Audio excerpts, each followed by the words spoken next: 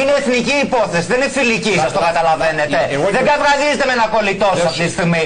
Μιλάτε για τις εκλογές και στην ουσία δηλώνετε ότι είχαμε χούντα επειδή εσείς πουλήσατε τη θέση σας. Αυτό δεν λέμε. Δεν είναι φιλική υπόθεση εδώ πέρα. Δεν είστε με τον κολλητό σας. Δεν τσακώνεστε εδώ πέρα γιατί ο κολλητός δεν σας κέρασε κοτόπουλο.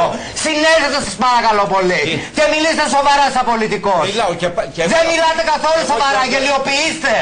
Γελιοποιήστε διαρκώς από την αρχή της εκπομπής.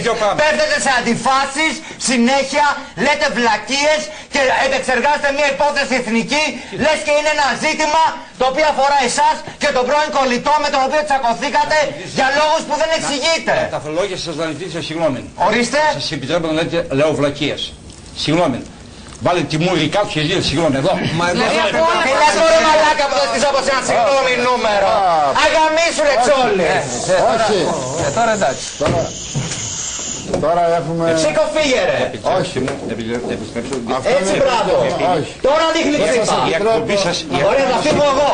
Εγώ δεν κάθομαι αυτό. Είναι καλό Άντε τώρα ξεφτύλα. Δεν θέλω...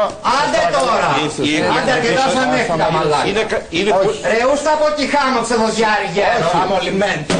Όχι. Που τα παίρνεις από δεξιά και αριστερά και μας έσταν ωραία. Ούστα από εκεί Όχι χάμω. λέω. Σας παρακαλώ πολύ. Θα μου πεις να ζητήσω συγγνώμη ρε ξεφτύλα. No μαλάκα. Όχι λέω. Άντε νούμερο. Αρκετά σαν έφυγα μαλάκα. Παρακαλώ.